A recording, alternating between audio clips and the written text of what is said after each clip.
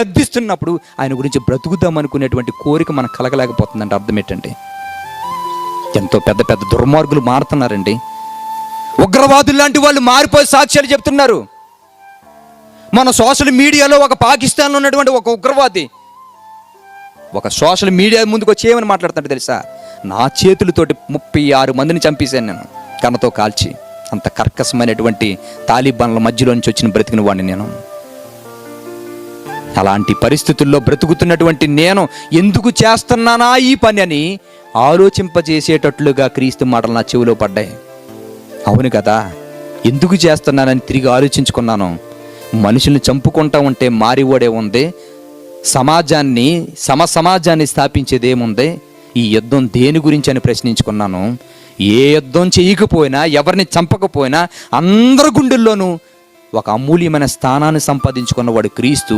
ఆ క్రీస్తుని కలిగి ఉంటే సమాజాన్ని స్థాపించడానికి సాధ్యమవుతుందని నాకున్నటువంటి అక్కడున్న గన్నలు కానీ ఆ ఆయుధాలు కానీ పక్కన పెట్టి క్రీస్తుని సొంత రక్షకుడిగా అంగీకరించానని ఒక ఉగ్రవాది చెబుతున్నాడండి.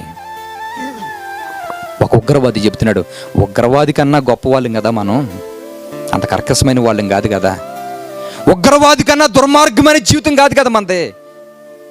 కనీసం మన జీవితంలో ఎవరైనా అమ్మ ఆకలితో ఉన్నానంటే కనీసం అన్నం పట్టుకెళ్ళేటువంటి జాలి కలిగిన మనసు కదా. అందరి దగ్గర ప్రేమ చూపిస్తున్నా నువ్వు నీ గురించి క్రీస్తు చనిపోడంటే నీ మనసు ఎందుకు కరగడం లేదు?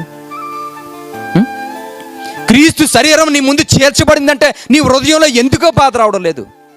అని మన పాపాల నిమిత్తమే కదా చనిపోడు. ఆ పాపాల నిమిత్తం చనిపోయినప్పుడు ఆ పాపపు జీవితం వల్లే కదా నా క్రీస్తుని నేను చంపుకున్నాను, మరలా ఆయన సిలువేసే స్థితికి నేను వెళ్ళకూడదు అనుకుని మన జీవితంలో ఏం మారుతున్నాయి చెప్పండి?